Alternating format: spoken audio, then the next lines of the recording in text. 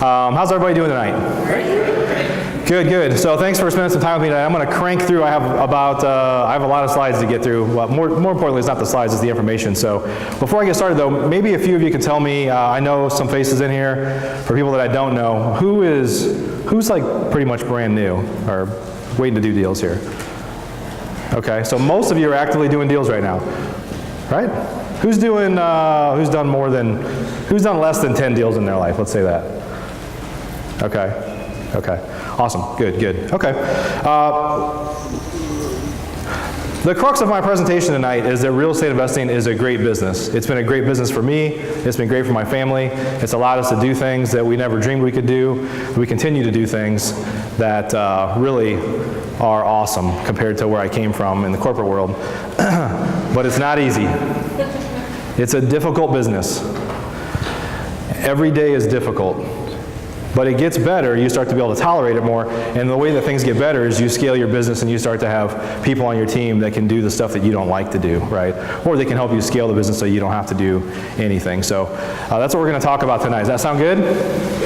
Okay. You guys can say hell yeah, yeehaw, whatever you want. I need some energy here, so I'm running on water and Skittles right now because somebody had some Skittles out there.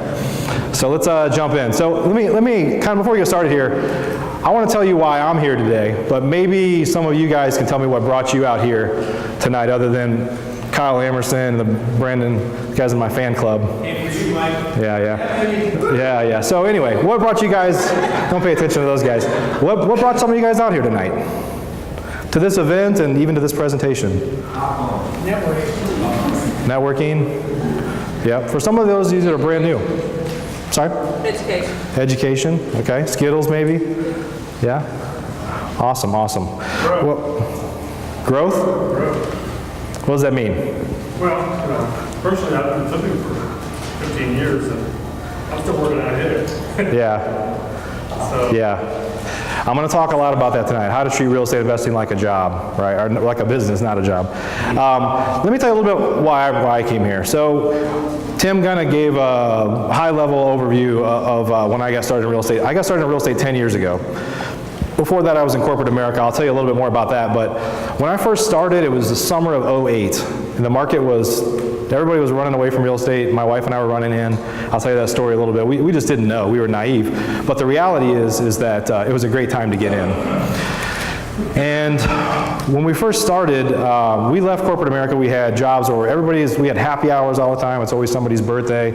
It's always somebody's anniversary. There's a lot of reasons to celebrate in corporate America, usually because most people hate going to their job every day, so they kind of live for those things, right? So, but what happened is we started real estate investing, and my wife and we had an admin in a hole-in-the-wall office in Farmers Branch for 6 years, basically. We had more, that's what we started with. We had added more staff as time went by. But it got really lonely, honestly. Our business was doing really well. Truthfully, I had no prior experience when I started. Our first year, we bought 65 houses in '08. We just cranked. We worked hard, but we really understood how to run it like a business because that's where we had come from. We had started businesses or fixed businesses in the past in corporate America, usually for somebody else where I never got all the fruits of all that labor, right? But so we were just bored. It was kind of lonely. I'm a social guy. I like to socialize. If some of you guys know, I have a podcast. We have over 1,500 episodes of our podcast. So I like to socialize. I like to meet people and talk. But I wasn't doing it for the first year that I was in business, and so it was lonely. So I started meeting people, networking with other wholesalers, and ultimately started mentoring and coaching people. And I noticed that every time I shared my knowledge, I went out and met people, my business got better. It fulfilled something in my heart that I could help other people or show other people what I know, because I'm kind of a natural teacher. I've never been a teacher, but I like to teach. I like to talk to people. I like to basically just not do anything other than work, if I can. But so the more I socialized, the more I networked, the more I shared my information, miraculously, the better my business did. Like, we would start to find ways to do deals together. And so it was a great thing. So I found that the more I do that, the more I come to do things like this, which I truthfully have not spoken at a RIA club for probably 5 years. Okay? So I'm excited to be here with you tonight. But when I do things like this, I do a lot online now. my business gets better. So that's what brought me out here. Ultimately, I found that in this business, my business does better if I can structure myself in a way to where I partner with people. I have access to capital. I have a lot of knowledge from doing hundreds of deals right here in DFW.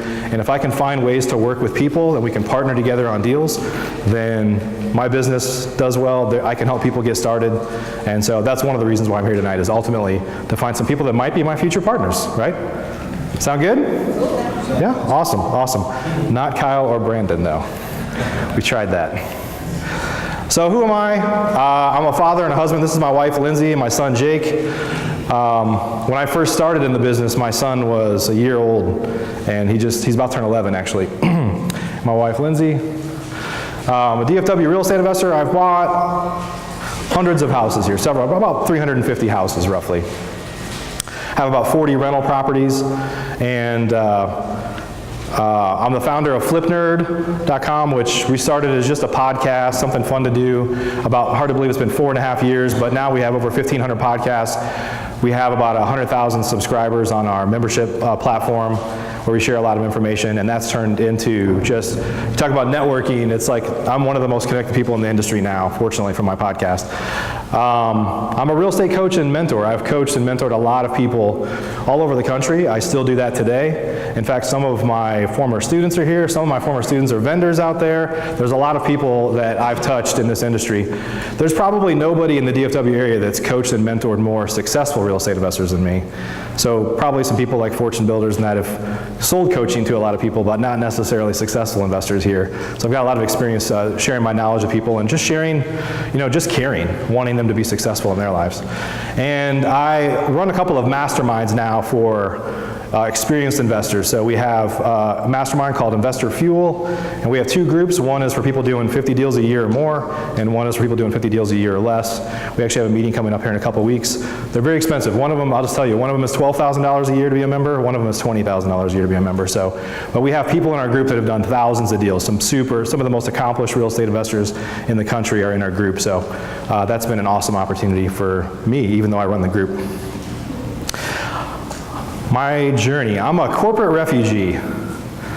I'll tell you my story a little bit here. So I grew up in a very blue-collar family. I grew up in Illinois. So my dad was a welder in a factory, which is the same factory that my grandparents worked in. My brother now works in a very similar factory there, and he's younger than me. So I was really the first person to get out of my hometown in Western Illinois, and I was the first person in my family to go to college. And I didn't really know why. My parents weren't pushing me towards that. It was just like I felt like I needed to get out. And I'd always had an interest in real estate, but I didn't do anything about it. You're going to see that probably a trend. There's probably a bunch of people in this room that have wanted to do something for a long time and haven't, right? So that was me. For years, I would go to, they weren't meetup groups at the time, but REIA clubs in different parts of the country, wherever I lived. I would go to some events, some weekend events, boot camps, things like that, but I just never pulled the trigger. And anyway, I got a degree in finance, and I wanted to work in investments. Not real estate investments, but the stock market. I was interested in that for some reason, because I thought I could go make a lot of money. And I went to Illinois State University, middle of nowhere, in the middle of Illinois. Anybody here from Illinois? Nobody, okay. Well, it's better here, so it doesn't matter. Anyway, I got a degree in finance, and I went to Chicago, and I went to work for a very large bank, huge bank. And I had an auditor job. So I had if you're in finance, I thought I was going to get into investments. That is the worst job in the finance and accounting world, is the auditor. So, sorry, I hope not. If I'm offending somebody in here, then probably not. If you're an auditor, you know what I'm talking about. So did that for a couple of years. I thought I was successful. I left my hometown. I wore a suit to work every day. And it turns out it's much better to just wear flip-flops and shorts, but I didn't know that at the time. So I was very unfulfilled. So basically in 1999, I moved from Chicago to here. after we got 26 inches of snow in one day. And I said, that's it, I'm out of here. So I moved here, went to work for Neiman Marcus, downtown Dallas. I got a job in corporate finance, but really I was an auditor again. So in fact, they didn't even let the finance and accounting people in the same building as all the cool like models and stuff at Neiman Marcus, you know. They're like, no, you guys are different, you go over there. So we were in a different building. Like we weren't even in the same building. But anyway, same thing kind of happened. I think I'm in a really cool place. Oh, I'm successful, I'm around all this cool stuff, but I wasn't making that much money. And if I had stayed there and worked really hard, I could get my boss's job, and I worked really hard, I could get his job. And it's like, that guy does the same thing that I do. He just has a little bit bigger title and makes a little bit more money. Like, that's not what I want to do for the next 15 years, right? Anybody feel that way? I told you you could say hell yeah. Looked like you wanted to say hell yeah. So anyway, I was very unfulfilled. So what am I going to do? I thought, well, I need more formal education. So I went to grad school. I went to UT in Austin, and I met my wife there. That's the best thing. We were in the same program. But when I went back, I went into a program that everybody was coming out making 6 figures a year. Everybody. And I was making, at the time, like $38,000 or something. So that sounded awesome. So I got into the program, and September 11th happened 3 weeks later, 3 weeks into my 2-year program. So the market just started to go down again, right? To the point to where I didn't get a 6-figure job when I got out. Half of my class didn't even have a job when we got out. But that's where we were in the market cycle. And so I ended up scoring a job. I got what I call my dream job. It literally was my dream job. I just can't believe how this happened to me. I was working directly for the CEO of a $5 billion company in Fort Worth. I was his right-hand man. I was kind of like the apprentice, flying around in corporate jets, doing all sorts of things that a 28-year-old guy should not have access to, but I did. Really cool. So I was the golden boy. I could do whatever I wanted. I had his protection. I was outspoken. I could say whatever I wanted. And then one day he got fired. And who do you think was fired next? That guy that says all this shit that he shouldn't be saying, right? My protection was gone. Now, truthfully what happened is in the next 6 months, so that company was Radio Shack, by the way. So 35,000 people ended up losing their job within the next year, year and a half, right? But for me, it was this first realization of, man, I spent all this time on education, all this time on things that I thought would make my job better, make my life better, only to have it taken away from me, right? So I followed a C-level guy at Radio Shack that went to run a company in Washington, D.C. for 18 months. We were flying high. Everything was awesome. The company seemed to be on fire. 18 months in, they filed bankruptcy. Okay, lost my job again. I left on purpose that time, but clearly the clock was ticking. So anybody felt this way before? Like you have no control over your life, right? Because your destiny is in somebody else's hands, right? So for me, the complicating factor in that is my wife had left her job to allow me to go to DC to take this other job. By the way, she hated her job. She was a consultant and traveled a ton, didn't like it. So she left. She had an opportunity. Let's go to DC. I say it was my second dream job. It was okay. It was a good job, but honestly, I had like doubled how much money I made when I went there, which is maybe why the company filed bankruptcy. They were paying people too much. I don't know. But I don't think that's the case. I think they didn't need all the segues in the office and stuff like that as part of it. It's like a startup, so. Anyway. But had that taken away from me again, right? So my son was 2 months old when this happened. And so here I am, new husband. We've been married for like 3 years, but fairly new husband. And got a baby now. My son is almost 11. I don't know that we know how to be parents yet. We're still trying to figure it out. We definitely didn't know when he was like 2 months old, like trying to figure out what the heck is going on here. How do we do this? So, pardon my French here, but shit just got real, right? It's like I'm the sole breadwinner. I have to fend for my family. This is a real situation now. All we're doing now is burning through cash until something happens again.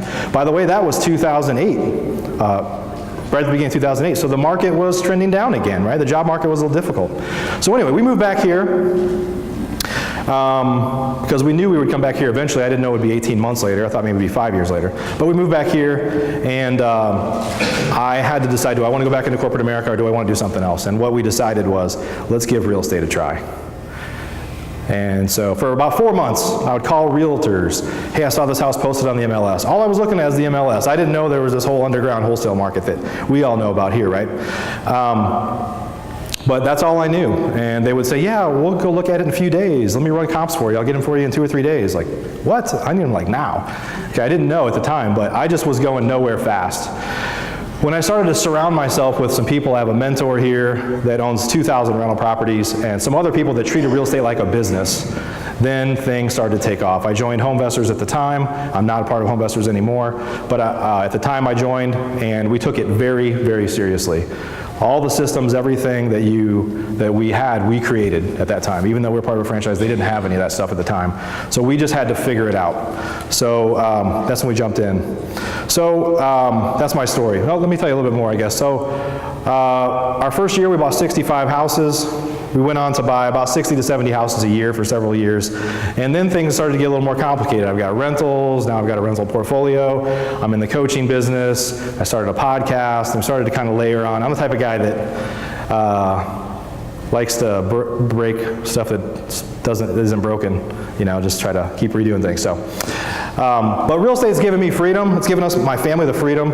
I'm unemployable now. I was upset when I lost my job before. Now, they'll never hire me. They couldn't afford me anyway.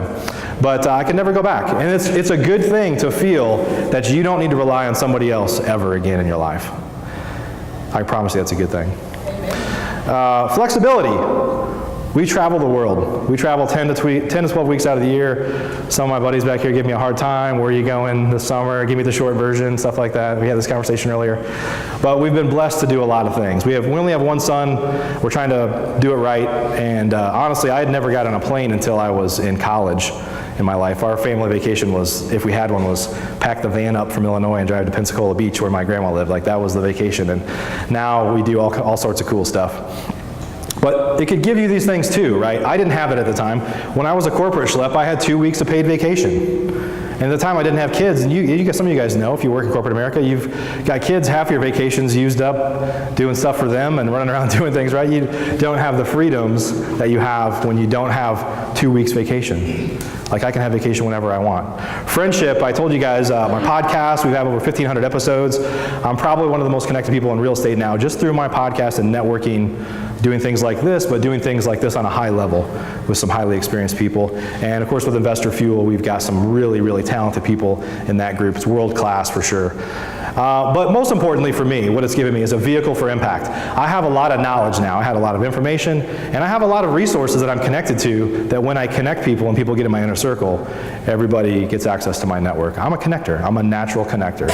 If somebody needs something, I say, well, I can't help you, but I know this guy that can, right? But it's allowed me to teach other people and show other people how to use real estate investing to be successful in their lives, have flexibility, freedom, all those things, right? Because truthfully, I'm nothing special. I have a lot of education. None of it was necessary at all for what I do now. None of it, right? But at the time, I was playing the game, right? So, you guys ready to talk about how to be successful in DFW? Yeah. Yeah? Okay. All right. Yeah, okay. We could postpone it if you want. Here's the thing. It's not easy. It's a good business, but it's not easy. I'm going to talk to you a little bit about what you have to do to be successful. These are some critical things. For those of you that are just getting started, you may not know this yet. Marketing and lead generation is the most important thing in your business. Number one. If you can't generate motivated seller leads, we're going to talk about these things in more detail, you don't have a business. You will die. By the way, any business you have, this is the case. If you don't have customers that want to interact with you and pay you money, then you're going to go out of business, right? But a lot of times in real estate, we're like, well, I want to get a deal, I want to get a deal. It's like, well, what are you doing to get a deal? I'm just wanting, hoping, right? That's not how it works. You have to have a funnel to be consistently generating leads. We're going to talk about these in more detail. Systems and processes, you have to treat it like a real business. Okay, there's people in here, I think you said something, sir, you're running by yourself on a phone, right? People have legal pads full of stuff, manila folders, right? That's ultimately no way to run a business unless you want to be self-employed. So for those of you in here that are doing deals now, or that want to be doing deals, I could probably say that 100% of you, your goal is not to be self-employed where you have to do everything in your business forever, right? That's not why you're interested in real estate. I could probably suggest that 99% of you are that way. The goal isn't to say, hey, I can't travel because my business stops. My kids are sick, well, they're gonna have to toughen up because I gotta work today, right? All those things, that's not where you wanna be, is self-employed, right? Anybody agree with me? Right? If the business can't run without you, it's not a business. You have a job, that's it. It may not be for somebody else, it may be for you, right? But it's a job. You have to be able to quickly and confidently evaluate offers. So what we found over the years is a lot of real estate investors are actually afraid to make offers. They're afraid. They got a deal, potential deal, it's in play. It sounds like somebody's really motivated, and they don't know how to evaluate the repairs, they don't know how to evaluate the market values, and even if they knew how to do those things, they're scared to make an offer because what's going to happen if I get it? I don't have money. I don't know what to do with it. I don't have a buyer's list, right? They're just afraid to make offers. So let me tell you something. If you don't make offers, you can't get deals, ever. And if you think I'm gonna make an offer in a couple days when I sleep on it and stuff, that deal will be gone if it's a good deal. So we're gonna talk about this in more detail. All these things, guys, we're gonna dive into. You have to maximize your profits by choosing the right exit strategy. Wholesaling and assigning, rehabbing, a few other things you can do, keeping houses as rentals. And you've got to build your network. So I applaud you guys for being here tonight. Your network is everything. For some of you that haven't been to this event before, right, you should keep coming. This is how I started. Tim didn't have this club. For the first 5 years or so I was in business, I was a vendor at a different club. And I met a ton of people. That's truthfully how I kicked off my networking, was at an event just like this for 5 years, every month, right? And then it grew from there. But you've got to surround yourself with people that have a similar interest to you. If you're new, or you're trying to get started, or you're doing some deals, and you're trying to grow, the worst thing you can do is be around people that think that what you're doing is what you should be doing something else, right? If you go home and your spouse or your parents, when somebody says, man, that stuff's a scam. Nobody makes money in real estate. Why are you doing that? Why don't you go get a job like everybody else, right? Don't you need good health insurance? If they say all those things, I promise you, that's the quickest path to failure. Most people give up, because this is a hard business to get started in. It took me 4 months to buy my first house, right? And even when I was successful in doing lots of deals, there were months where we would buy 0 houses, and the next month we might buy 7, right? But it's an emotional roller coaster, it's a financial roller coaster, and if somebody's sitting next to you at home or in your circle of friends or family, and they're telling you you should stop doing it and do something else, don't you care about your family, right? Saying stuff like that, it's the quickest path to just give up. Does that make sense? Yeah. Okay. We're going to talk about these. So let's jump into marketing and lead generation. Like I said, single most important thing in your business. You have to become an expert marketer. You have to become an expert at generating leads from motivated sellers. So what is a motivated seller? Well, this is what we typically see. Things like death, divorce, inheritance, problem rental properties, lots of things like that. Does it make sense? People are in a difficult situation, and the house to them is not an asset. It's an anchor around their neck. We bought lots of houses from people. There's nobody that I've ever bought a house from in hundreds of deals that could have ever said or ever felt like I took advantage of them. Not one. It's never happened. We get lots of letters, lots of tears, hugs. Oh my God, thank you for taking this weight off our shoulders, right? That's who we ultimately buy from. It doesn't mean we don't generate leads from people that think that you're just trying to steal my house. It's like, well, no, you're just a retail seller. And you didn't hear me say 25 times that I buy at a discount, I'm an investor, right? So, but do you guys know what percentage of houses in DFW are, this is a loose number, rough number, are rental properties? 40%, oh, it's over 40%. 45% of the houses in DFW are rental properties. Okay, I told you I have a buddy, I have a mentor that owns 2,000, I own about 40.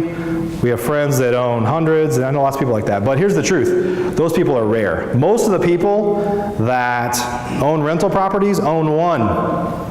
Like over 95% of the rental properties that we just talked about, that pool is owned by somebody that owns one. They got married and they kept one of their houses. Mom passed away and they turned it into a rental. They bought their second home and kept their first house as a rental. Anybody here in that bucket? Got one rental property? One guy, shut up. Got the hecklers back there. Anyway, there's a lot of people like that, right? Maybe you have before, maybe you know people, right? So here's the problem.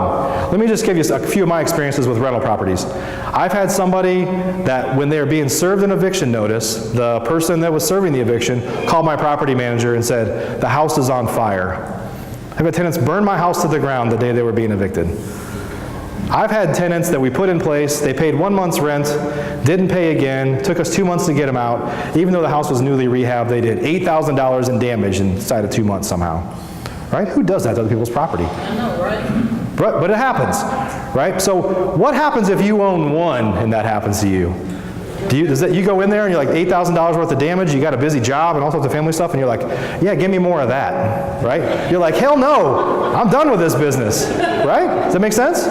So who do they call? They call people like us, right? Because they just want to sell it now. I don't have time to even rehab it, just take this off my plate.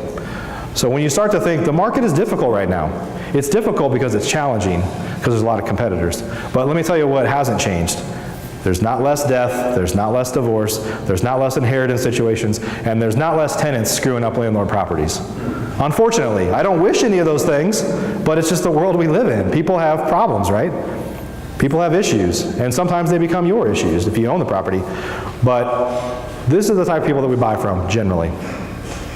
Or the house is really distressed, and usually it's and. They have this and that, right? I'm going to give you some case studies tonight, a few houses that we bought to share with you. So how do we generate leads? Let me break this up into two broad categories. Paid, I'm going to call them kind of paid advertising and unpaid advertising. Paid is, I spend money on advertising, direct mail, pay-per-click, do some social media stuff is starting to become a little more popular for real estate investors now. Things that you pay for. And then there's things that I just have to hustle for. I come here and meet people. There's a couple people that I talked to that ran deals past me today, right? Just out networking and that type of stuff happens. You could knock on doors. You could cold call. Cold calling is becoming really common right now, again, for real estate investors. But it's just out beating the bushes, right? And for a lot of new real estate investors, they say, well, I don't have any money to advertise. And I say, if you can't generate leads, don't even start, because you're going to die. You will not have a business if you can't generate leads. That doesn't mean you have to pay for it. It could mean that you just have to go hustle it up, right? I know lots of people that started with door knocking because they didn't have money, and they get a deal and they plow that back into advertising. They get another deal and they plow it back into advertising, and next thing you know, they're doing paid advertising. Because paid advertising is the only way you can grow this business.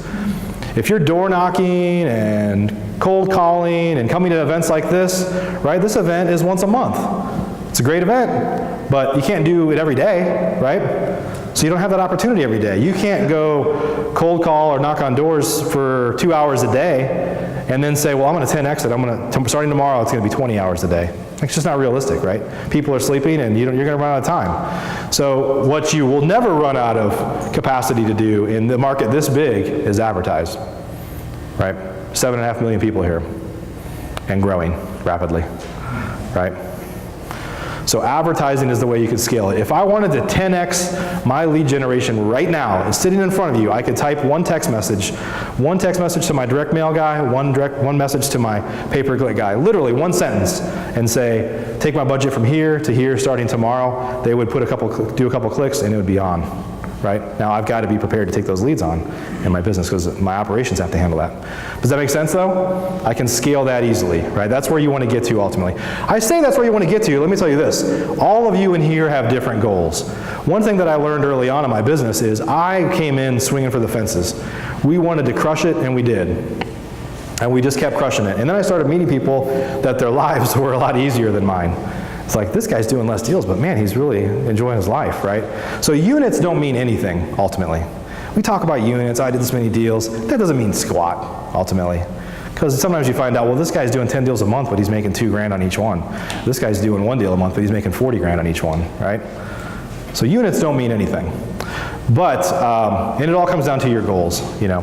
Ultimately, what I found early on was, and I've coached and mentored a lot of people, is not everybody that I coached and mentored wanted to be big. I kind of learned that my first couple years of business after having a son, and it's like, now he can walk, and okay, things are getting busy now, so I don't want to work as hard as I have. And I understood that as I kind of met people that had older families. Like, your goals are your goals, right? So sometimes we come to events and we do things and we're like, I want to do what that guy's doing.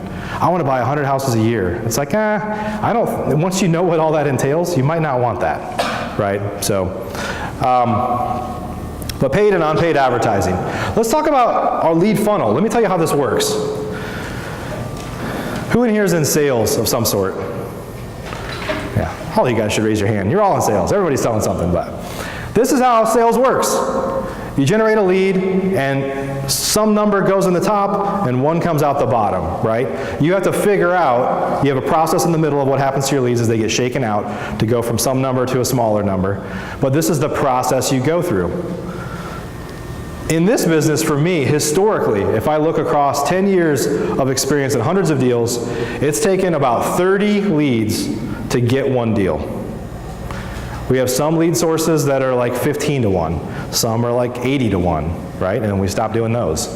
But you don't know until you try things, right? So when people say, well, I want to do a house a month, I think I'm going to make $15,000 on average, I'm going to make $180,000 a year, minus my expenses, maybe I net 120. Awesome, sounds really good. Sounds really good. And they say, well, how do I get a house? And I said, well, you got to get 30 leads, right? It's not about the houses, it's about the leads. You got to get leads. It's this way in every business. A roofer, plumber, electrician, some of you in here might be contractors. Every person that you meet doesn't become a customer, right? You have to meet a bunch of them, and some smaller number of them will become your customers. Does that make sense? This is how everything works. So the question is, if you want to make the kind of money you think you're going to make from 2 deals a month, you don't need 2 houses, you need 60 leads, right? You can't put the cart before the horse. So let's talk about how this works. You get a lead, and then the process, this is our process. 30 leads come in to my office, and my admin team takes them where their goal is to schedule an appointment to get to the next step. For us, we say we buy at the kitchen table. We buy in the living room. We sit on the couch. You know, might have to step over something gross to get there, but we do it. And but when the lead comes in, my admin's job is to try to get an appointment. That's all that matters. Now, we're trying to build a relationship with that person because we're very big on rapport, building relationships, starting that process, because ultimately I say we're in the house buying business. I'm a real estate investor. If I don't buy houses, I don't make money. But what I learned very early on is I'm in the helping people with complicated real estate problems business. And I know that if I help enough people, that I'll get a deal every once in a while. So I learned the hard way. This literally, when I first started, you know, my son is less than 1. We're trying to stop the cash from burning. We're trying to get this business going. I literally would sit in my car and just pray, oh my God, please let me get this one. Please let me get this one, right? And what do you think happened? I go knock on the door. I look desperate, right? And by the way, when you really need to get a deal, you probably overpay. You offer too much because you're just trying to get deals, right? But so I learned the hard way, that happened a number of times, that I need to serve this person. I'm here to help them with their situation. If I do a good job, then I will win sometimes, right? If you focus on that person, on serving them, I promise you'll get a lot more deals. Does that make sense? I also promise you that karma is alive and well. There's going to be a lot of people that you try to help, you can't really help them, but you try. And the next thing you know, 2 months later, you get a phone call from somebody they know that said, you met with Carol, we go to church together, and you know, you weren't able to buy her house, but she said that given my situation, we should talk to you, and she said enough good things about you guys that I'm not going to sell my house to anybody other than you. That happens, I promise you. If you serve people right, you treat people right, those deals come back around. Does that make sense? That's a hell yeah, right? Okay. You guys can't get tired on me here. So the next point is to make an offer. So we go out on appointments. Here's what happens. Those 30 leads, we go out on about 15 appointments. About half of our leads that come in, we disqualify in the first few minutes because they say, well, I'm just calling to list my house. And we're like, no, we're not agents or brokers. By the way, you don't have to be an agent or a broker in this business. I've never been licensed. There's no reason to. It's great if you have a license, but you don't have to be. So they're what we call a retail lead. They're not looking for a discounted offer, right? They're just like, oh, I'm just calling to see what it's all about. I got a letter, whatever. Lots of stuff like that. So we end up setting up about 15 appointments. About half of our appointments get set up from our leads. We make offers on about 10 to 12. So there's some that we don't make offers on because we get out there and we find out, you know, you're about to offer 20 or 30, and they say, well, my payoff's 80, and if I can walk away with an extra 30, I'm gonna sell it today. And you're like, let me not rub salt in the wound because I can't do that, right? So sometimes we just say, look, I'm not gonna be the right fit to buy your house, but while I'm here, let me try to give you some advice or help you out, you know. So we don't make offers on all of them, but now, so we're going for 30 to 15 to about 10. We get contracts out of that on about 1, right? About 1. And I have a separate step here for closings. There's some deals that fall through every once in a while. It hasn't been that many, but there's title issues that happen sometimes, right? And it's just, you can't get the deal done. Or sometimes it takes months or years to get it cleaned up if you can work it that long. Does that make sense? So you get 30 leads and you get one, right? So let me ask you a question. For those of you that are new and newer, excited to get into this business, it's a great business. What I want to encourage you is don't give up, right? It takes a while to get started. So put it on speakerphone. Let's talk. Yes, a lead. Yeah. Like that last category should be checked in, right? Yeah, there's a dollar sign there. So let me ask you this. If we buy 1 out of 30 houses, how often do we succeed as real estate? By the way, these stats are pretty close to national average. I know a lot of people, they're generally buying 3 to 5% of their leads at best. Unless you're doing some creative financing or some other things where you can close more deals. I don't do any of that. I don't really teach it. But on average, what is our success rate here? If we buy 1 out of 30. I guess I just said it, 3 to 5%, right? 3%, right? So what's our failure rate? 97% of the time. Right? Now, a lot of new real estate investors, a lot of new business owners, a lot of budding entrepreneurs will tell you, and have told me, that if I say, well, what's holding you back? They're like, I'm afraid I'm going to fail. I'm like, yeah, you are, 97% of the time. Right? Is that scary? 97% of the time, you're going to fail in this business. But you could still become financially free doing it. Is that scary or is that cool? Right? It's not like, if I had a restaurant and I sell tacos and my average ticket's $5 and 100 customers come in and 97% of them look at the board and say, nah, I'm not going to buy anything here today, and they walk out. Like, I'd go out of business, right? Because my ticket is $5. But in this business, when you can make $10, $20, $30, $40,000, 3% is good enough, right? Everybody wants to make it better. We're always working hard to try to increase that. But even if your success rate is 3% of the time, you can still do very well in this business. Does that make sense? You guys follow me? Awesome, awesome. Let's talk about systems and processes. You got to operate this like a business. You have to operate this like a business. You're not a Fortune 500 company, but you need to act like one. You need to have systems and processes. You need to have customized email addresses, which you can set up on Google for $5 in 5 minutes. Okay, it's not hard. You can't have a Yahoo address, right? But most importantly, you have to have different systems that you operate with that allow you to add team members that all operate in the same system. Let me give you a few examples here. A CRM, customer relationship management tool, that's what a lot of us call kind of the operating system that we use. It's really the brain of my business. So we used a system when I first started. Technology's evolved a long way in 10 years. People used to have to come into my office and they'd get our sales guys would get their folders for the day. They would literally drive across town, pick up their folders, and then go on their appointments. And now they don't ever come to my office. They just have iPads and laptops and phones and can run everything from there, right? Half of my team is not in the US. I have virtual assistants in the Philippines. I have an employee in Serbia. Got a guy in Chicago. My team that's here doesn't even go to the office a couple days a week. I try to not go there as much as I can, right? We can be anywhere. We could literally be anywhere. I was in St. Louis last week, and I sold a house and made $46,000. I mean, I knew the house was coming, but I signed my closing contract, printed out a FedEx label, dropped it off at the concierge. I didn't have to be here. Even when I'm here, if I've closed 350 deals, that's about 700 transactions, buy side and sales side, right? I've been to a title company less than 10 times in my life, physically. Why would I? I have notaries in my office, and there's FedEx and mail and all sorts of stuff. Why would I do that, right? You see people posting pictures of checks on the internet, like, I've never gotten a check before. Why would you drive across town to get a check? Right? You know why you do that? So you can take a picture of it and post it on Facebook. That's the only reason you would do that. Send me the wire.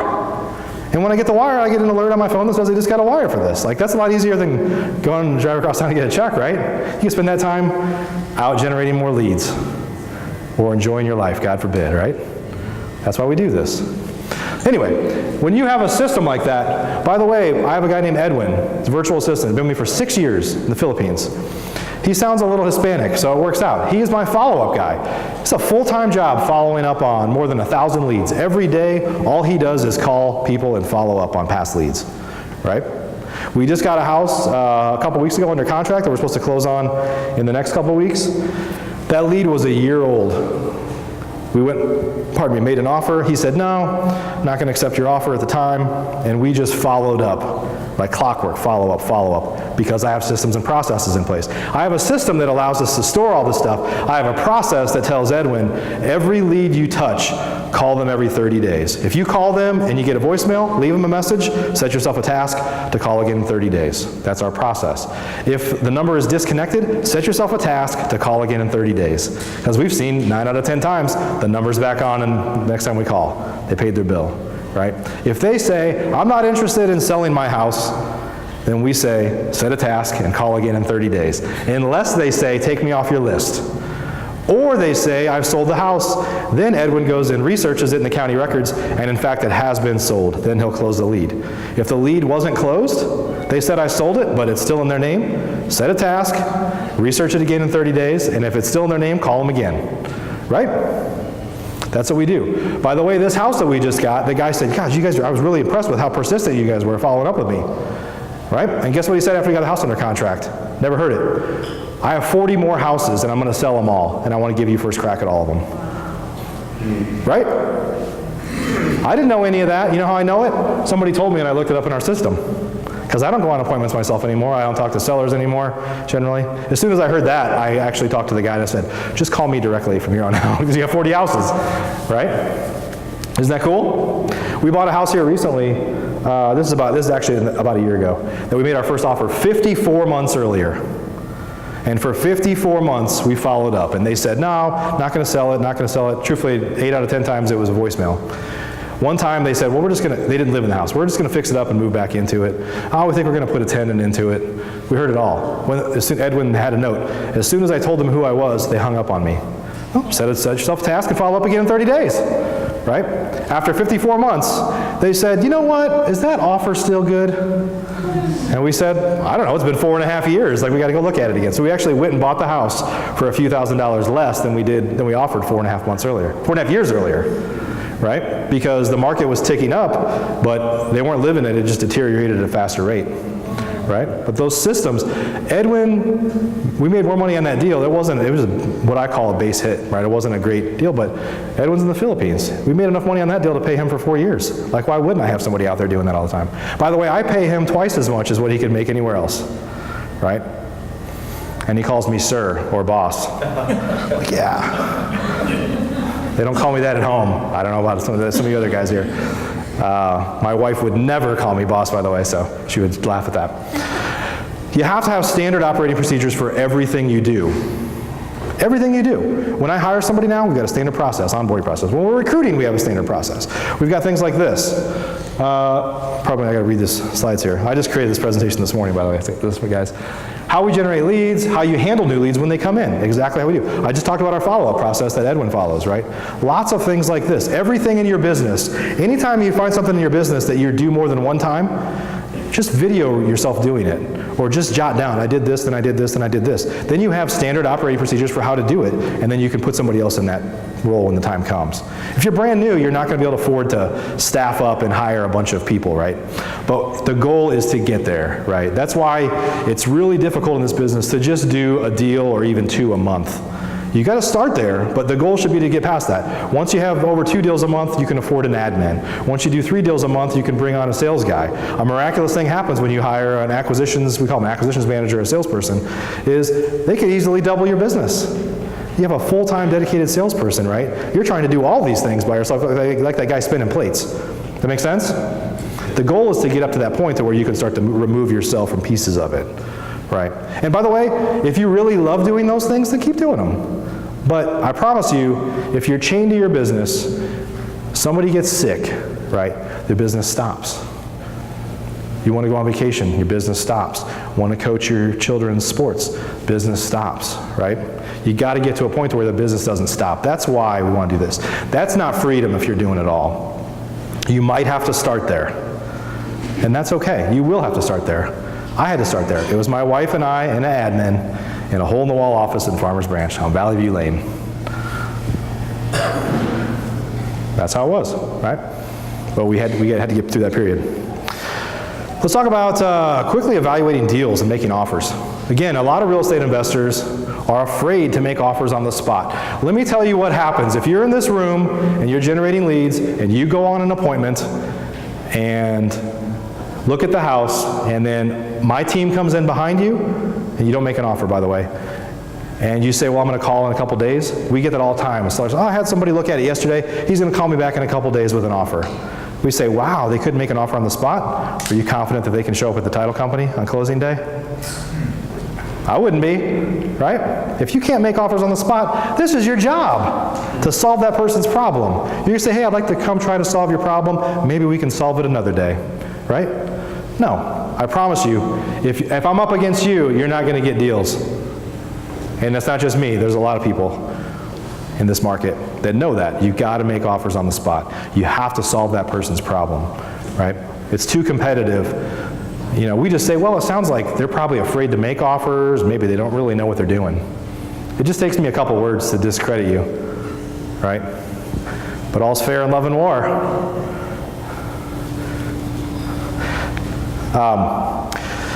You have to get very confident in evaluating repairs. So let me tell you this. I've rehabbed probably 250 houses. I've paid for the rehab. I've hired somebody to do the work. I have never lifted a hammer. I've never laid a tile. Like, you don't even want to see how crooked that tile would be, right? In my head, I could imagine it looking perfect, but it never will. Okay? I've never picked up a paintbrush. I've never done anything at a house. Because two things. My time is more valuable than that, so is yours. You could be finding deals, or God forbid, enjoying your life doing something else. That's, you know, I hate to say it, I don't mean to offend anybody, that's below your paid grade, right? That's a $10 or $15 an hour job, and you're a $100 an hour person at least, right? So it's not worth your time, but you got to get confident in evaluating repairs. I don't need to know how to do anything. I just need to buy houses in a way that I've set aside enough cost for somebody else to do it, right? So I know a lot of folks are scared of this. We teach people that I coach and mentor how to evaluate the market value of a house using comps in the neighborhood and evaluate all the repairs on one sheet of paper in 10 minutes or less. I've done it hundreds of times. We tried to get fancy. My wife built an app at one point, and you know, we tried. I have a technology company, so we're kind of like, oh, that's not cutting edge. Paper is not cutting edge. So what happened is our sales guys weren't using the app that my wife created. We're like, what's going on? Why are you still using the paper? Well, I was in the middle of the appointment and then my power went out. Or I put half the data in and I lost my signal. So all of a sudden you're like, okay, that's not good. By the way, we're there trying to serve that seller. I can promise if you're fiddling and trying to log into something, rebooting something, and they're like, I'm sorry, what did you say? And you can't really pay attention to them, it's not good. So ultimately, once you've done 10 or 15 deals, honestly, you can start to evaluate this on the back of a napkin.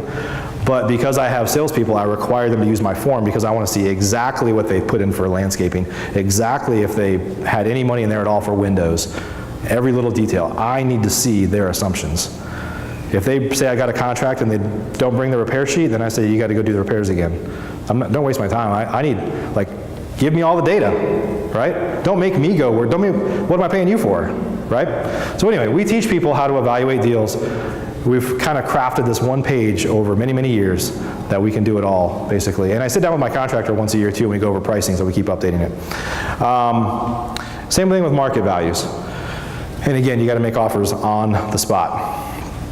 Let's talk about exit strategies here. So everybody in here, I don't really have time to go through an example. I'd like to, but on assignments and wholesaling, everybody understand that? Who doesn't understand that?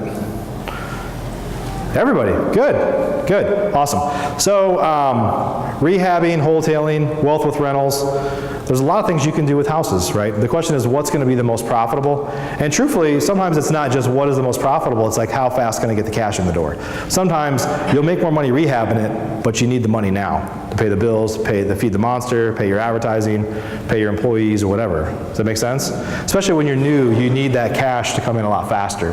So it's generally not good to start with rehabbing if you have overhead to cover as well, because unless you have some money saved up to be able to pay for that. I want to give you guys some examples here of recent deals that we've done. These are all, let me give you an example of a wholesale deal here. So this is a deal that we did. This is down in south part of Dallas. This is I'm going to tell you why, kind of how we got the deal and everything. So this was a direct mail lead. This woman called us. This is Pleasant Grove, by the way. I said that wrong. This woman called us and said, I got a postcard. She actually got a postcard at her house. She didn't want to sell her house, but she wanted to sell her mother's house. It happens sometimes. You cast a wide net and you catch something that you didn't intend to, but I don't really mind if it's her house or whose house it is. So here's the situation. This woman said, they just moved mom into assisted living. Mom has dementia. Right? She had power of attorney over her mother's estate. Now this woman that we were dealing with was in her late 50s, okay? And the mother was, I think, in her 80s or something like that. So she said, it's really disgusting, I don't even know if I want you to see it, all this stuff. Well, I like to hear that. When they say, oh, it doesn't need anything, that's the ones where their expectations aren't real. When they say, we probably just need to bulldoze it, I'm like, oh yeah, motivated seller, right? So here's what happened. We go out, we meet her, and you can't really tell from this picture, but here's the problem. Mom's a hoarder. If you've ever seen the show Hoarders, this is as bad as any on the show you've seen. Milk jugs, soda cans, newspapers, cereal boxes, crap floor to ceiling. There's little hallways carved out to get through the house, right? So mom was a hoarder. I don't mind that. We can clean that out in like a day. Get 5 guys and however many dumpsters we need, just crank it out. But the foundation was broken across, I don't think this has a pointer on it, but foundation was kind of broken right across the middle of the house there. Really bad, actually. This house is only like 1,200 square feet, pretty small house. So she said, basically it became clear that this house was a massive burden for her. She had her own family. She had a full-time job. She's taking care of mom now because she has power of attorney. And this has happened to my family. Maybe it's happened to some of yours. This woman had a couple of siblings around her age, in the 50s, I assume, and they weren't helping at all with mom. They weren't helping at all with this house, right? So the burden was all on her. Maybe some of you know people like that. And she said, I would just like to never come back to this house again. And so we said, well, we can help with that, right? So here's what we did. We made her an offer. She negotiated us up to $30,500. By the way, we thought the after repaired value, the value of the house after all repairs are done, what's the full market price if the house needs no repairs, was $130,000, okay? So, and we thought that it needed about $45,000 in repairs. It was totally outdated on the inside, had lots of junk in it, foundation problems, but it was only 1,200 square feet. Actually, and it's like just a little rectangle house. Pretty simple foundation fix in the grand scheme of things. We've seen worse for sure. So here's what we did. We said, look, you don't ever want to come back here again. Fine. She actually, her husband was going there and mowing it, right? We want to be out of this. We don't want to ever come here again. I don't want to show this to anybody again. It brings back a lot of bad memories. And she resents her siblings that they're not helping too, right? So, and we tell everybody, by the way, we say, well, you could rehab this house and you could get the most profit out of this house if you just come and rehab it and do all the things that we'll do, right? But do you think this woman, that was her goal, was to like become a rehabber and let me show how much profit I can make on this deal? Like, no, she just wanted this to go away. This was a nuisance for her, right? So we said, well, how about this? If we can if the title work's clear, we can close in a week, and we'll basically email you the documents with a FedEx label. You send them back to our title company, send them a voided check. We'll do it all via mail, effectively, FedEx. You never have to come back here again. That's exactly what happened, right? A week. Now, I never went back there again either. All we did, a lot of these houses in the past, this is where the market is today. We used to like clean them out at least, or fix them up, maybe fix the foundation, try to make it a little bit better. But the market is today, like you don't have to be the prettiest girl at the party anymore, you just have to be at the party. So we put it on the MLS, I listed it, and I said, bonus, hoarder special, you get to keep it all. I literally put it on the MLS. We didn't touch it, we didn't spend one penny. I took possession of the house, I closed on it. But I put it on the MLS and sold it in 2 days. By the way, my partner Stinson's in the back here. I sold it to a guy we had lunch with today. I never told him that we made 30 grand on it. He doesn't know. He doesn't even know. Anyway, now I sold it to a guy that I know on the MLS. If I had known that he was going to like come around and buy it, then I wouldn't have put it on the MLS because I had costs to do that, but I didn't know it. So here's what we're doing in this market. I'm wholesaling stuff on the MLS. I have a huge cash buyer list, over 5,000 investors in DFW that are on my list. But I don't sell through them a lot anymore because I can get more money on the MLS. Because there's just people that are coming out of the woodwork that will pay more. Okay? I don't mislead anybody. I never even said what the repairs were. I said, go see for yourself. Order special, right? So anyway, so let me ask you this. We thought it needed about $45,000 in work. And this guy, by the way, buys a couple hundred houses a year here. He has a fund, he has a huge rental, but he actually has a huge seller finance portfolio. So here's a couple things that I know. If I thought the ARV was 130, he sold it for more than that because he seller financed it. He's getting a super premium price for it, right? And he probably, I said 45,000 repairs, when this guy does a couple hundred houses a year, and I know his crews now, because I've gotten to know them since this happened, they got it done for less than I could have. I've never professed that I'm the cheapest rehabber in town, right? But I know he's cheaper than me, because they're just a machine. So, but even if he spent 45 and he paid 65, he has 110 in it for a house that's 130, he didn't get a bad deal, right? Especially if he's going to seller finance it and sell it for more than that anyway, and he's going to make a ton of money over the years by seller financing it. It was a good deal for him. That's why he buys from guys like me, because he makes his money on the back end through financing it, right? But it was a good deal for me too, right? Right? Yeah. But we did the hardest part. Is there anything wrong with us making 30 grand on this deal? Right? I did the hardest part. I found the deal. Right? If you're a wholesaler in here, never allow anybody, unless you're selling to me, to dictate how much money you can make. I don't do that either. You should never allow anybody to say, well, you're making more than 8 grand or 10 grand. Then get in line. There's 500 other people that want it. Right? You did the hardest part. You owe it to yourself to make as much money as you can. Would you guys like to do a deal like that? Yeah. You could have. By the way, I teach people exactly what we do. I give them our exact postcards and letters that are given to me by the top direct mail expert in the country, who's a friend of mine, who's my mastermind. Right? I give them to people that we work with. They come to our training. Let's talk about rehabbing. I'll give you an example. This is a house that we bought recently in Plano. So let me tell you how this one went down. These folks called us, it was an internet lead. Okay, and I won't tell you that this is typical for us. This was what we call a home run, but I've had much bigger deals too. So this woman filled out a form online from our website. She found one of our ads on. She did some sort of Google search, filled out a form, and came to my office picks up the phone, calls her and says, yes, you just filled out a form? Okay, and then we set up an appointment, we went out. So here's the situation. This woman, they contacted us. It was a couple. They were not financially distressed. They were fairly well off. They were building a house in the colony. Okay, that was going to be they were in their like early 60s, but it was going to be their last home. Like, we're going to build our dream home, and that's the last house we're ever going to have. That was kind of their plan. So they said, here's the story though. The builder, it was like a 10-month project. So they put down some money up front, and the builder said, in 8 months, when we're 60 days out, you have to put down 50% of the balance. Okay, they're like, hey, no problem. We live in Plano. Plano's on fire. Thanks, Toyota. Right? The market's on fire. They said, well, our house doesn't need a lot of work. We'll just fix it up, and then we'll sell it, and we'll take the equity out. We'll pay the builder. Well, we're going to move in with our family for 2 months. That was their plan. They kind of bridge that 2-month period. Take the equity out, sell the house, move in with family.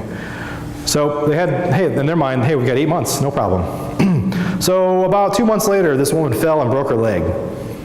And it was like a really bad, like compound fracture, bad break. So in the process of going to the hospital, doing all the stuff, they ran some blood tests, and they found that she had cancer. Okay? Right? We all know somebody this has happened to. We don't wish it on anybody. And they decided over the months to come, she was literally laying in a hospital bed because she was undergoing chemo when we were there. It's like a hospital bed in her house. You think they're thinking about maximizing their profit on that deal in that situation? They had 2 goals at that point, their biggest goals. Get her healthy, and let's get into our dream house, right? This has been our goal for a long time. So they told us the situation, this is what we need. Honestly, we offered a lot less than this, and they said, no way, no way. So they kind of negotiated us up. But here's the solution that we came up with. We said, well, how about this? If we can come to terms on this price, then we'll let you live here for free for 2 months. So we'll close right before your money's due to the builder, and we charge them $1 a month, so we have consideration. Live here for free for 2 months, right? So you don't have to move in with family, because that was their other thing, is like, I don't know how we're going to move in with our family while she's in recovery, right? They never thought about that before. We're in the business of helping people solve complicated real estate transactions problems, right? Does that make sense? Could you imagine somebody in this situation? You're just like, that doesn't matter to me anymore. I could make some extra money if I go rehab it myself. Could you imagine this woman undergoing treatments, or somebody that you love undergoing treatments, and managing contractors coming in and out of there? Or realtors showing the property? By the way, they had a couple of big dogs too, so they're gonna have to deal with those every time they want to show the house, right? So here's how this one worked out. We actually thought we were gonna make about half of this. Right before we listed the property, I actually used Jerry Becker, by the way, Tim's guy, to list our houses. So right before we listed it, I changed the listing price. I said, let's go up 10 grand and see what happens. So we put it on the market on a Thursday. We had 18 showings, Friday, Saturday, Sunday. 16 offers. Every offer was at or above asking price. One of them was $18,000 above our asking price. So we had an $18,000 swing there, plus the 10 that we went up on, that we weren't even expecting, right? But if you play this game enough, I say it's a game of base hits, right? They're not all like this. We make lots of 10s, 20s, but every once in a while, if you play the game enough, you swing the bat enough, then you hit some home runs. Does that make sense? Truthfully, in our business, we count on the base hits to keep me in the business. I'm making a little bit of profit, putting some money in my pocket, I'm paying for advertising again for the next month, I'm able to pay for my staff, I'm building my business. But big profitable deals, if you're playing enough, are the ones that make your year, right? And you don't need very many of them, right? You guys like to do a deal like that? You could. You could. Awesome. We're going to talk about wholetailing. Wholetailing. Some of you don't know what that is. It's a hybrid between wholesaling and retailing. Okay? I actually started doing this about 3 years ago. There wasn't a name for it yet. I didn't really know what I was doing. But we just said, hey, the market is getting better now. It's moving into more of a seller's market, even then. So I don't have to sell, I don't have to rehab and make it the nicest house on the street anymore. I just have to have a house available because the inventory is so low. So we were doing that 3 years ago. Now it's almost all I do. I wholesale on the MLS, or I fix it up a little bit and I try to position it and sell it to a homeowner versus an investor. A homeowner is going to pay you more than an investor for a deal, right?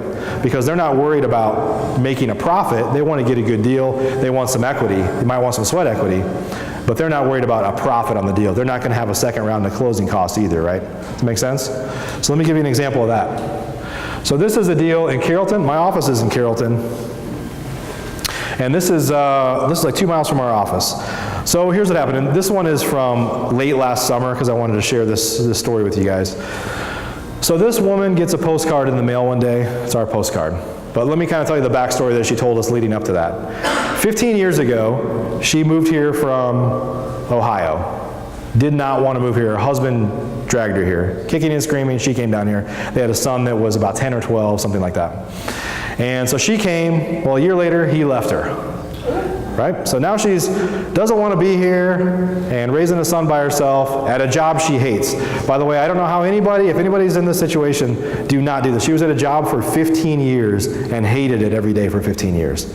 Do not do that. That is soul sucking. Like, do not do that.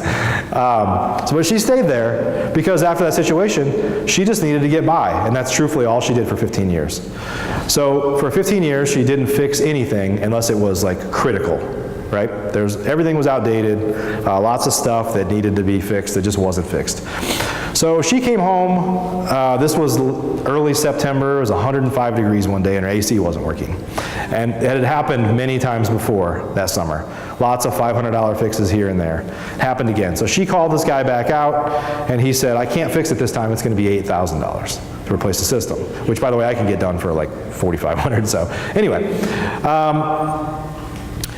So her next call, by the way, while this is happening, she's thinking, I'm at a job that I hate, and she has some family in Ohio that's starting to have some health issues. She's starting to have some health issues. And she's like, I don't want to be in Texas, which we all know it's better here than anywhere else. I don't know what her problem was. But the other thing is her son is like in his mid-20s now. They're estranged. They don't talk. They haven't talked in years. And he has a baby. She's seen her grandson on Facebook, and that's it. Never met him, right? So she's like, what am I doing here? What am I doing here, right? So she said, get me the hell out. She said, it's too hot. We all know it. We all know what 105 feels like, right? But she was done. She was just done. I want to quit my job. I want to do this. I want to do that. She actually had a lot of equity in this house. But she didn't have any cash. She couldn't fix the AC unit, and she hated her job, all those other things. So she told us this whole story, and she's like, I'm going to move to Ohio, but I don't know when. I don't know when I'm going to quit my job, but I hate it. I don't know how I'm going to get my stuff there. I don't know who's going to help me, if anybody's going to help me, like all these things. And we said, look, if we can come to terms on this, then we'll put a close date out 60 days. Okay? We didn't close on like the other one I told you in advance. We just said, we'll close when you're ready, but let's get it to the title. Let's get a contract now. Let's get it to the title company so that it's effectively clear to close when you're ready, and then go get your life in order. And if you need to pull it up, then I can close in 2 business days. Give me 2 business days. I'll pull the cash up, and we'll be good. Right, but if you need 60 days, that's fine. By the way, if you need more time, that's fine too. Right? We just got super flexible with her and said, here's what we can do to help you in your situation. I'm sorry I'm not looking at you guys enough. I got this stage in the way here. So that worked for her. That worked for her. And by the way, she just said, most sellers negotiate. She just said, I'd like to sell it for $115,000. She just had a price. Like she was putting her plan together. It turned out that was a very good deal for us, so we did what she wanted, right? So here's what happened. She called us the next day, very next day, and said, I talked to my brother. He's going to come down. He's going to fly down here and help me move. And I just put my 2 weeks notice in. I'm quitting my job. And so the plan just like came together in a day after she knew she had a backstop there to get rid of the house, right? So 2 weeks later, lo and behold, brother came down. She quit her job. They drove the U-Haul, or whatever movie truck they had, to the title company to sign the closing documents, and just kept going to Ohio after that. Right? Isn't that cool? Like she hated it. I mean, a lot of us look at houses as assets, but sometimes it's just a pain in the assets, right? Right? So here's what happened on this one. What is a wholesale? What is a wholesale? So this house needed about $35,000 in updates, and we did $3,500. So what did we do? We just fixed the scary stuff. We fixed the AC, which was like $1,000. We got it working perfectly. And it had a fiberglass in-ground pool in the backyard, which really needed to be removed. But the fence kept falling down. That's part of what was putting pressure on her too. The city's giving her all these nasty notices saying, your fence has fallen over. And by the way, I'm about to tell you this, but right behind this house is a high school. So City of Carrollton's giving her all these nasty notices about the fence falling over, and they also had this big thing about like fight the bite. Well, your pool equipment's not working, so there's mosquitoes in there, and she's getting these notes like all the time. It's just like adds this pressure to you, like I got to do something, right? So then we inherited that pressure. City of Carrollton's all over us, so we had to basically replace a lot of the fence. The posts were all rotted out. So we did that. We didn't do any updates on the inside other than clean it out, right? We just passed on a good deal. So anybody in here, especially some of the women, like to shop at the outlet malls. Go get some really good deals? I do too. It's not just women. Come on, guys. I like to get good deals. Who has a good deal that they got a year or more ago in their closet still with tags on it? Right? You guys know what I'm talking about, right? They overcame your objections with price. So that's what we did here. Let me tell you why we wholesale this instead of rehabbing it. I would love to retail this house. I would love to rehab it. I love to rehab, actually. But the numbers have to work. So right here on the side of this house is Josie Lane, busy road, okay? Right behind this house is a high school. Right behind the house. That's too close to a school. So I know what's going to happen, because this isn't my first rodeo. If I fix that house up and make it the nicest house on the street, for the agents in here, you know what I'm talking about, and some of the investors do too. I have Jerry list it, and then everybody that sets up a showing, I get notifications. Anybody that gives feedback, I get notifications. Here's what this guy said, right? So I know what's going to happen. I make it the nicest house on the street. Here's what the realtors are going to say. My clients really love the house. They thought it was the nicest house in the neighborhood. Best one they've seen. But it's right on a busy street and they don't want to live there. They're going to pass. But it's right up to that high school and they hate kids. So they don't want to live there, right? It's too close, right? We call them white elephants. It's things that detract from the value, but sometimes they're kind of hard to see, right? So what did I do? I overcame their objections with price. I left a house that they could earn some sweat equity. And by the way, I said it was another $35,000 to rehab it, but another $30,000 to rehab it. Half of that for me is labor, right? If somebody else does the work themselves, then they're going to cut that cost in half. And they don't even have to do it all right now. It's livable now. Like it's got ugly wallpaper here and there, and right? You know, a lot of people move into a house that just needs work and they work on it over time, right?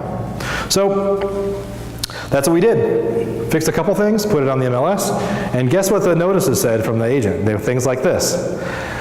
My client thinks it needs a lot of work. By the way, we thought the market value was 280. The ARV is 280. We listed it for 200, right? And so they said, my clients think the house needs a lot of work, really more than they wanted to do, and they don't like that it's on a busy street. But it's such a good deal, we're going to go ahead and put an offer in, right? We overcame their objections with price. I call it wholesale, and I also call it the Walmart model, right? It wasn't necessarily high quality, but it's good enough, right? And it's a good deal. Does that make sense? Yeah. Awesome. By the way, this woman responded to the same postcards that I teach people with. I share them exactly what to use. I'm starting to get postcards on my rentals from people that I've shared it with, so I know other people are starting to use my postcards. Would you guys like to do a deal like that? Yes. Yeah, who wouldn't? Who wouldn't, right? Rentals. All I want to say about rentals real fast is you should be keeping rentals as well. I have about 40 rentals. It's not huge. Truthfully, 40 rentals over 10 years. Now, truthfully, most of them I bought 09 to 011, and I haven't really bought a few more kind of since I was spoiled. But those properties that I think we spent about 1.5 million in acquisition costs buying those houses are now worth 5, right? Just from appreciation, and appreciation's been crazy here. Yes. Like unusual for us, right? But I don't think it's going to stop. There's a big sucking sound coming here from California and from the Northeast because it's better here. Now, hopefully, they don't screw it up for us, right? But appreciation is real, right? So my wealth is in those rentals, but at some point I could just say, I'm done. I'm done. I just live off my rentals if I want to. I don't choose to do that. I don't have to do that. But I could, and you could, right? It's another stream of income. You said your rentals went from what to what? About 1.5 in purchase price. I buy them well below market value usually, to about 5 million now. Oh. Yeah. So my gross rents are about $50,000 a month. I don't have them totally paid off. They're well on their way to being paid off. And I have a property manager. I have some expenses in there, right? But my gross rents are 50. My net rent's probably about 23, right? How many of you guys would quit your job if you could just do a deal like that every once in a while, right? Or focus more seriously on this if you're not already. Hell yeah. Awesome. Let's talk about networking real fast. You need to surround yourself with like-minded others. Groups like this, I'm going a little bit over, I'll try to get some questions at the end, okay? You need to surround yourself with like-minded others. Sometimes they're not your circle of friends or your family. Like they think you're crazy for what, my family thought we were nuts. Why are you doing that? You could have good jobs in corporate America because that's the path that they took, right? And after a few years and buying lots of houses and seeing us start traveling and stuff, instead of saying, why are you doing that? They said, well, can you show me what you're doing? Right? Don't be afraid to be a trailblazer in your family or in your circle of friends. Come to groups like this. Surround yourself with other people, right? We've got our masterminds, which, not here to pitch, but there are groups out there that you can join to be a part of, right? Get a coach and a mentor. Even today, I surround myself with people that can take me to a whole nother level. A whole nother level. Have you guys learned anything today? Yes. It's been helpful?